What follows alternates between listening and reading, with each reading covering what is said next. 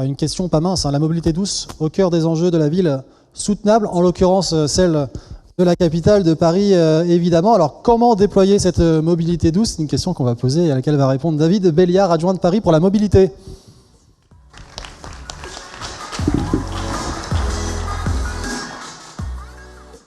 Soyez le bienvenu, David. Bonjour. Alors, vous êtes maire adjoint, on le sait, à la mairie de Paris, et notamment de la transformation de l'espace public. Alors, on va peut-être poser les bases. C'est quoi? Qu'est-ce que c'est l'espace public finalement, et quels sont les grands enjeux derrière? D'abord, l'espace public, c'est quelque chose d'extrêmement précieux parce que d'extrêmement rare dans une ville comme Paris. Paris, c'est 10 km sur 10 km. C'est une des villes les plus denses d'Europe. Et donc, notre espace public, eh bien, il est contraint, il est extrêmement rare. Et c'est, je crois, aujourd'hui, un bien commun. Un bien commun que nous devons mieux partager entre les différentes mobilités, mieux partager entre les différents usages. Et puis, un des éléments qu'on oublie souvent dans une ville où les loyers sont extrêmement chers, eh bien, le bien commun, l'espace public, c'est souvent la troisième pièce. C'est la pièce où on se rencontre, la pièce où on voit ses amis, la pièce parfois où on fait du sport, une pièce à ciel ouvert. Et c'est un de nos enjeux aujourd'hui, eh bien, d'offrir aux Parisiennes et aux Parisiens, à toutes celles et ceux qui vivent et travaillent à Paris, eh bien, un espace public qui soit un espace public dit apaisé. Et puis enfin, pour terminer, on a un enjeu aujourd'hui qui est un enjeu majeur. Moi, je suis élu à Paris, élu écologiste, et bien sûr, je ne peux pas ne pas vous parler de l'accélération des dérèglements climatiques. Et cette accélération des dérèglements climatiques, elle impacte de manière massive et extrêmement forte Paris. Ce qui nous est posé aujourd'hui, c'est la question de la vivabilité de la ville. C'est-à-dire, est-ce que nous pourrons continuer à vivre avec des pics de chaleur à 40, 45, 50 degrés dans 10, 15 ou 20 ans? Et en tant qu'élus, nous avons la responsabilité de nous adapter à cette situation et d'y répondre. Et pour y répondre, nous devons transformer l'espace public.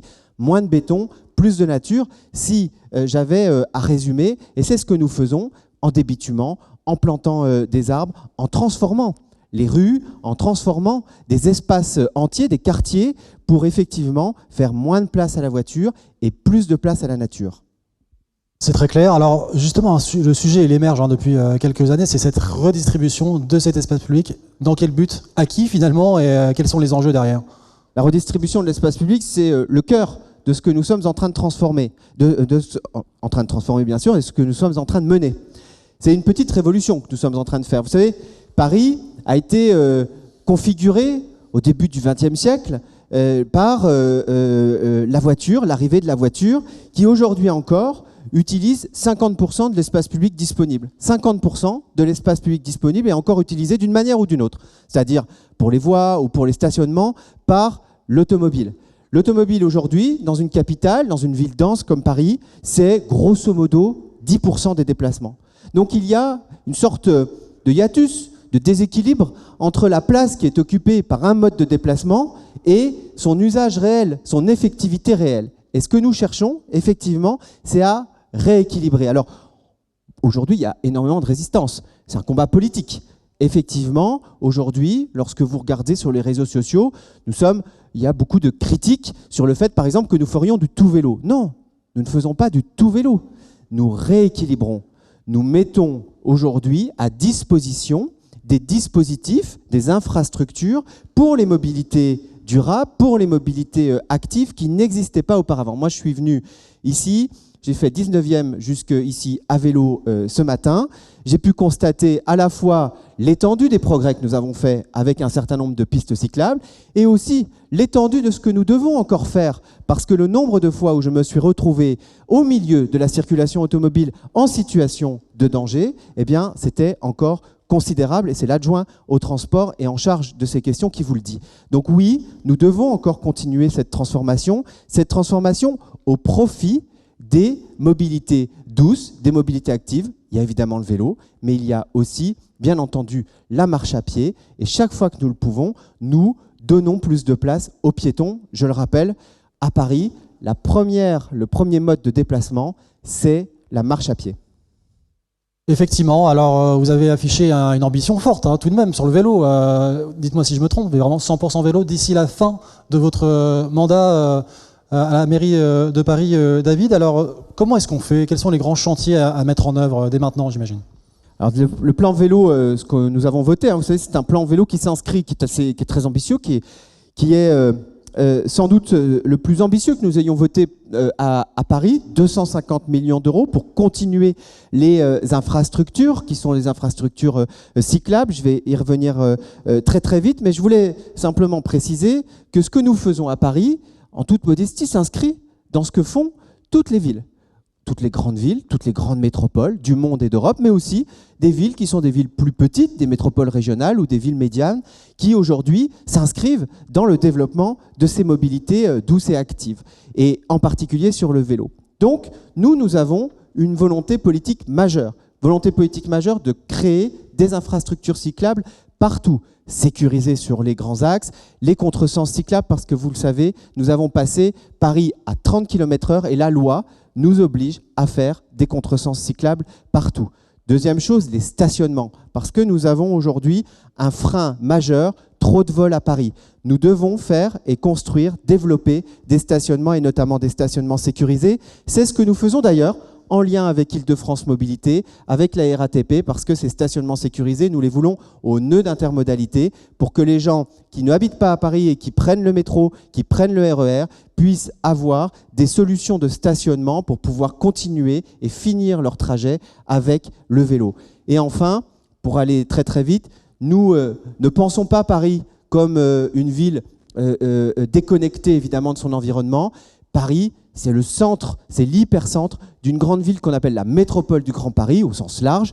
Et donc nous cherchons effectivement à connecter notre réseau et à l'inscrire dans des infrastructures plus larges, le RER vélo par exemple, ou le vélopolitain, parce que nous devons offrir ces infrastructures pas uniquement aux Parisiennes et aux Parisiens, mais à toutes celles et ceux qui aujourd'hui souhaitent et veulent pouvoir bénéficier d'infrastructures sécurisées pour prendre leur vélo. Et enfin, évidemment, une ville 100% cyclable. Ce n'est pas une ville où on va tous vous obliger à prendre le vélo.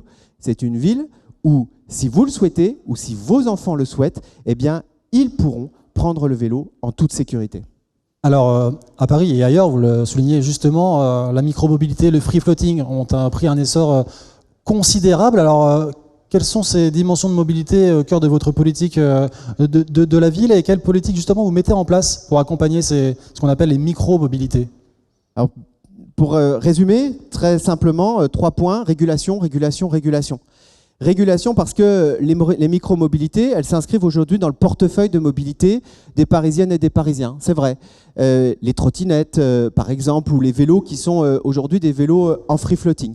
Par contre, nous avons un besoin immense de faire mieux cohabiter les usages sur l'espace public. Et pour ça, eh bien, nous cherchons à définir, avec les acteurs économiques, bien sûr, des cadres de régulation. Ces cadres de régulation, c'est par exemple faire des stationnements, le free floating pur n'a pas de vocation à exister dans une ville, et notamment dans une ville comme Paris, parce que sinon, c'est la jungle. Et on l'a vu il y a 2-3 ans, enfin 3-4 ans maintenant, c'est invivable. Donc ce que nous cherchons à faire, c'est effectivement créer des zones de stationnement, par exemple, ou réduire la vitesse, par exemple des trottinettes, sur les axes qui sont considérés comme des axes dangereux, où il y a une forte densité piétonne, parce qu'encore une fois, notre politique, c'est priorité aux plus vulnérables, priorité aux piétons, et ensuite on décline la politique. Alors, et ce sera la dernière question, votre politique de mobilité, elle s'appuie aussi sur ce dont on ne parle pas forcément assez, c'est la mobilité professionnelle, autour de la logistique urbaine notamment. Est-ce que vous pouvez nous en dire plus? Nous avons un travail aujourd'hui sur la nouvelle doctrine, nous travaillons sur notre nouvelle doctrine en termes de logistique urbaine, parce que la logistique urbaine, c'est un des facteurs clés de succès de la politique de transformation et de révolution des mobilités que nous sommes en train de faire. D'abord, parce que la logistique urbaine, c'est à peu près 300 000 livraisons par jour à Paris, c'est en explosion, et c'est à peu près un quart de la pollution de l'air, parce qu'un des éléments peut-être que je n'ai pas assez souligné dans mon propos, c'est effectivement que notre politique s'inscrit dans une politique de santé publique, d'amélioration de la qualité de l'air. Donc nous travaillons avec les acteurs les acteurs professionnels, les acteurs de la logistique urbaine, les acteurs tels que les commerçants ou les artisans, et pour définir quelle sera notre nouvelle politique. Alors je vais très vite parce que je vois que le temps passe. D'abord, nous on a un enjeu de souveraineté logistique. La ville de Paris est une ville qui est extrêmement fragile. c'est une ville qui a 3, 4 jours d'autonomie alimentaire. Donc nous, en tant qu'acteurs publics, nous souhaitons prendre un peu plus la main sur les questions de logistique urbaine et notamment sur l'organisation des flux. Ça nécessite la question du foncier. Parce que, effectivement, nous avons besoin de déployer et de développer des centres de logistique petits à l'intérieur de la ville. Et donc, nous avons un travail, notamment, par exemple, avec la refonte et la reconfiguration des parkings souterrains qui sont aujourd'hui sous-utilisés et que nous cherchons parfois, quand c'est possible, à transformer en espace logistique. Et enfin, 2 points. Évidemment, la logistique décarbonée, accompagner les acteurs économiques vers des mobilités qui sont des mobilités neutres en carbone, en particulier vers l'électrique lorsque les véhicules s'y prêtent, en développant des infrastructures. Tout à l'heure, j'entendais l'intervenant précédent parler des bornes électriques. Eh bien, 8400 bornes, c'est notre objectif pour 2024, déployé pour l'électrique avec effectivement un effort tout particulier sur les professionnels qui sont aujourd'hui pour nous un public qui est évidemment prioritaire. Et puis enfin, développement de la cyclo-logistique. Parfois, je vois que sur les réseaux sociaux, ça fait beaucoup rire certains journalistes qui connaissent très mal manifestement le sujet. C'est un secteur qui se développe, c'est un secteur à forte potentialité technologique, c'est un secteur qui est pourvoyeur d'emplois et qui s'adapte particulièrement pour la logistique du dernier kilomètre dans une ville, encore une fois, extrêmement dense comme Paris. Merci beaucoup, David Belliard. Merci à vous. Merci.